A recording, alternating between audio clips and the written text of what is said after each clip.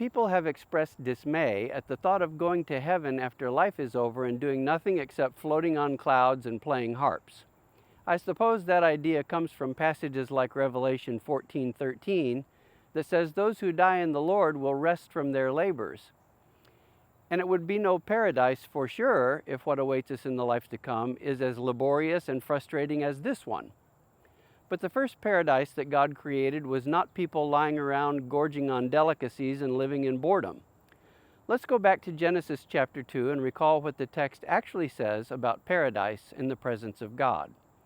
In verse 5, a problem presents in God's good creation. Namely, there were fields of fertile soil, and there was plenty of moisture, but there was not as yet a cover of productive plants, because, as the text says, there was no man to work the ground.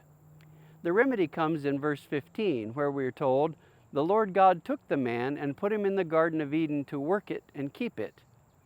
So once there was a man, there was immediately work for him to do, and the work was satisfying and productive. And it was not until after the fall, when the ground was cursed, that the productive work became toil, and the productivity became laborious, a battle between man and the wild grasses that now sought to overtake his work. Man without productive work is not a happy, healthy man. This has been proven over and over. In fact, one of the worst things we can do to a person is take away his access to productive work. Even Jesus said, on one occasion, "My Father is working until now, and I am working." So when we work, we're bearing the image of God even in that. But from the beginning, when God worked, He finished His work and He rested.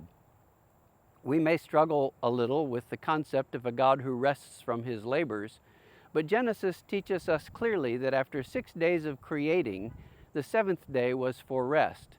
God created us in His image, both to work and to rest, and He placed that rest among the Jews' highest religious obligations.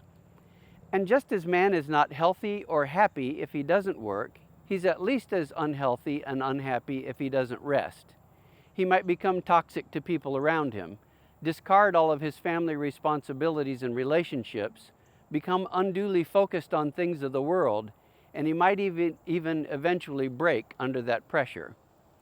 Rest is a time for restoration, for renewal, and for reconnecting. Find time to work hard against the thorns and thistles, but also find time to restore, renew, and reconnect. It's what God does, and it is what He created us to do.